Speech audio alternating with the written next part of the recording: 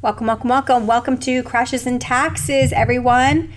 Rebecca Walser with you, your host. For those of you just joining, I am a tax attorney, certified financial planner, and a wealth manager. I have a wealth management practice, national wealth management practice. My main office is in Tampa, Florida. Thank you for joining us today.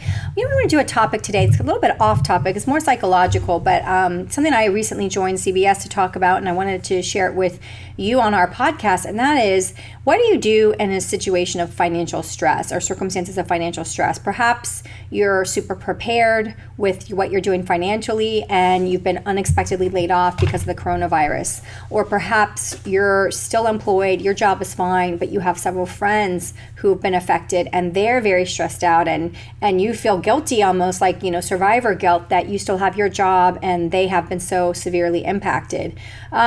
Maybe you are experiencing, a decline in earnings, that you have a job that's been affected by the fact that nobody's traveling, or, maybe you had a side job on the side to, make some extra money picking up, shifts at a bar on the weekends. Whatever you have been experiencing, there's no doubt this is one of the most stressful financial challenges that we face as a country since really probably the Great Recession in 2008 and also the Great Depression in the 30s. In fact, we'd be in the middle of the Great Depression right now had it not been for the CARES Act and the Federal Reserve pumping literally trillions of dollars into our economy to stave off another Great Depression.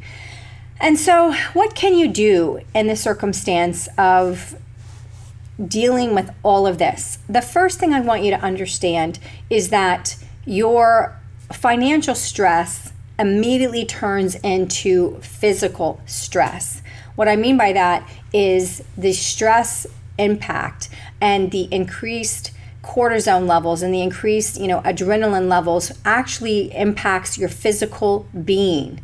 And so we've got a lot of people that are under financial stress. In fact, there was some studies done earlier on in the pandemic, I would like to say May, June timeframe, that talked about, of everybody that is reporting on this survey that they're experiencing financial stress, that exact same percentage of people, minus 1%. So 64% of people are reporting financial stress, whereas 65% of people are reporting exact, actual physical, emotional stress, or they feel like their mental situation and their mental status has been negatively impacted through the virus. So the first thing to know is that, unfortunately, we have what we call sort of disaster deaths. They're the deaths that can be expected just from the result of, not because you get the virus, but because you've been impacted mentally, emotionally, physically with the shutdown, with the pandemic. And so there's these extra disaster deaths. It was projected to be about $75,000 when the pandemic first caused the shutdown in April. But since then, they're actually projecting there could be as many as 300,000 people that die, not because of the virus, but because of the stressful situation that the virus has caused. And there's a bunch of things that come from that. So the first thing is that we've seen that a lot of Americans are not going for any kind of checkup that they normally would be doing. So there's a lot of cancer diagnoses that are not getting made this year because everybody has skipped that cancer screening checkup, whether it's your skin checkup at your dermatologist or it's some kind of pre-screening colonoscopy, whatever the screening is that catches cancer every year for millions of Americans. Those screenings have been delayed and not done, and that is a huge problem. You could catch something that is otherwise not caught. So the first thing is people aren't doing preemptive measures, and that's a huge problem. But the next thing is there have been reports of many, many Americans that have suffered not only stroke, but also heart attacks. So we've got heart attack victims and stroke victims that would not even go to the hospital or call 911 because they were so deathly afraid of catching the virus at the hospital, because the hospitals were obviously relegated during the shutdown and still are in many, many parts of this country to supporting coronavirus patients. So you cannot, not do your preventatives, and you cannot not respond to emergencies, medical emergencies, and think that everything's going to be okay. So we have deaths from people just avoiding medical care at all costs, going to the hospital, which is the exact opposite of obviously what you want to see in someone who's got a stroke. You've got to get them into that hospital in a certain amount of time to really sort of reverse all the impact. Or to deal with the impact as much as possible. So you've got medical situations that are not being diagnosed, they're not being handled. But then you've got what other people do to cope with stress, which is completely natural and normal, which is to turn to, and I don't mean this is natural, but this is just one of the normal ways that a lot of people cope, is they turn to some kind of substance. So whether it's drinking to relieve the stress, or they turn to some kind of drugs, that is one of the things that we're seeing as an increase of, substance abuse this year. And then that, of course, also leads us in turn to increases in domestic violence. And this is where my heart really worries for our country, because a lot of times in really bad situations, a child going to school and being seen physically in person by people is the only thing that keeps an otherwise horrible caretaker from completely abusing that child. When children are not being seen, you're going to see the cases of domestic violence against children or child abuse go up substantially, and the numbers are already bearing that out. So our children are not being protected,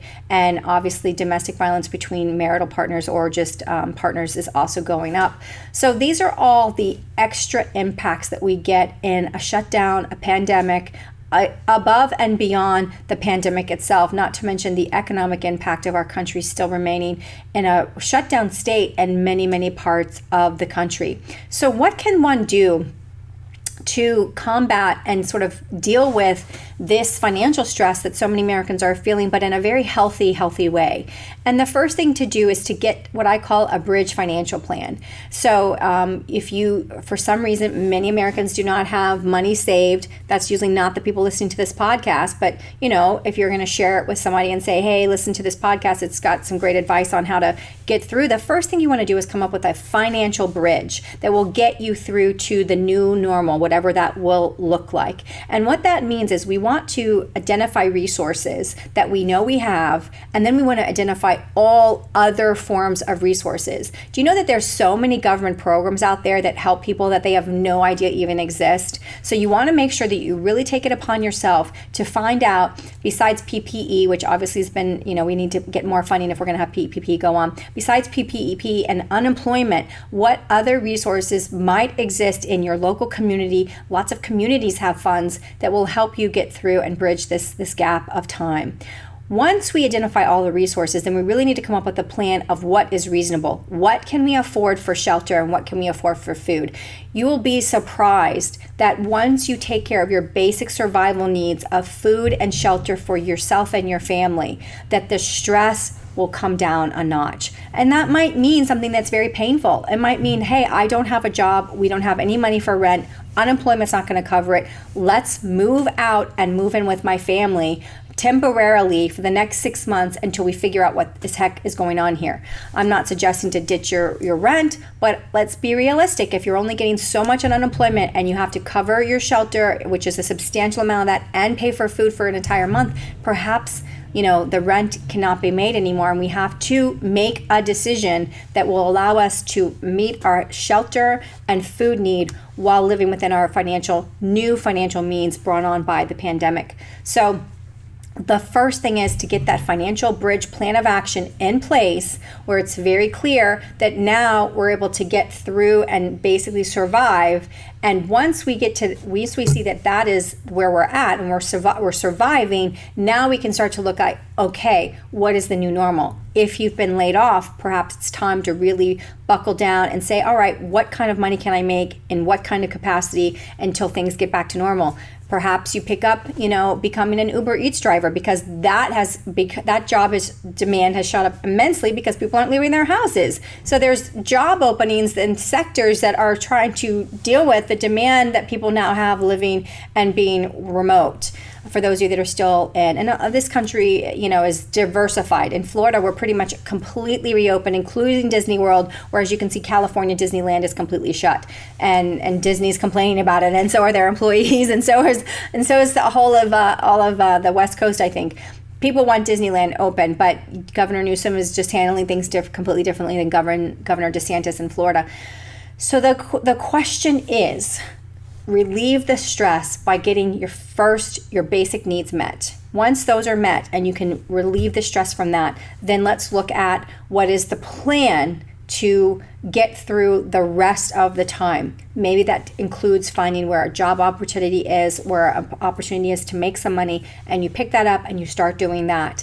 And then once that is been done, then it's time to start really thinking about, where do I get back to the new normal? You won't really be able to make those determinations until the election is over. We see really what the fallout is from the election on the pandemic. We get more stimulus and we kind of get back to a new normal where we either have a vaccine or we have people accept that they're not at risk enough to not live their life, and they're going to go out and live their life anyways. So I just wanted to give you, some upbeat, sort of positive, helpful information on today's podcast. If you are experiencing stress, the CDC website has a disaster recovery hotline that is all about being impacted by this. You can give that phone number a call. I'm not going to publish the number because it can change, but CDC website, disaster recovery relief line, and they can help you, point you to maybe local resources, give you directions on where to go next in your life, because this is a very trying time for all of us in America. And unfortunately, it happened in a political election year. The presidency that happens once every 4 years obviously is this year. And I think that really kind of did not help the situation at all, because everything became very politicized. Well, who's handling this better? Well, President Trump, we can't let him look like he's handling it well because we want him out. And if he looks like he handled this well, then it'll just be another reason for people to reelect him. So you had a lot of politicization very early on with this virus, and that did not help us at all as a country on both sides of getting back to some sort of normalized level. Obviously, the vaccines wouldn't have been effective. They wouldn't have come out any faster. So I would just encourage you to say that we're not necessarily almost through the pandemic, because that's going to depend on, obviously, if America will accept herd immunity, get back to it because you're not at risk, or we will require a vaccine to come out, which is unheard of that a vaccine would come out this quickly. So whatever that new normal looks like, I can tell you one thing. I don't know the resolution of coronavirus, but I do know that the resolution of the next president of the United States is within 10 days of being decided, unless it's going to take longer than that. It's within 10 days of being decided. So, or less, we've got less than 10 days to go, or actually probably by the time this podcast airs, it's going to be even closer. So we might only have a couple of days left, and that's going to be a huge relief factor for knowing that we can now get to the bottom of coronavirus and it will no longer be politicized. And I promise you, you will see things change starting after November the 3rd. You will see things change. People will start doing things differently because it will no longer have any impact on the next election or the election of the president. And I can't wait for that. And so if you are feeling financial stress, overall, what I will tell you is don't compound that financial stress by not seeking medical care. Do your preventatives. Go out and do them. Wear triple masks if you must, but go to your preventive appointments. Don't take the risk on not catching something fast enough because you don't want to be exposed to a germ, a virus. Make sure that if you are having medical issues that you do seek professional help and you don't just deal with it yourself, because that is a disaster. That's where we're getting a lot of excess deaths in the United States. If you're stressed, before taking it on your family, of course, talk to somebody about that. But for financial reasons, create a bridge plan, get your survival set done, know that you have food and shelter for yourself and your family. And then from there, once you can turn off that crazy, feeling of, oh my gosh, how are we going to survive? That is what is so stressful. Once that feeling goes away because you have got a plan to meet your necessities, even if that includes moving in with your family temporarily until this gets, passes over, whatever the case is, get those needs met first, and then you'll be able to have a relieved frame of mind, and you can then determine what are the next financial steps to really plan on getting back on track and through this virus. So until the next time, everybody, I hope that was helpful for any of you that are experiencing severe financial stress. And if it's not, send it to those of you friends that we know are, because we definitely have a lot of Americans all across this country that have been really impacted by the coronavirus and by the shutdown and how it's impacted our entire medical community. Thank you all. I'll talk to you next week. Have a great one.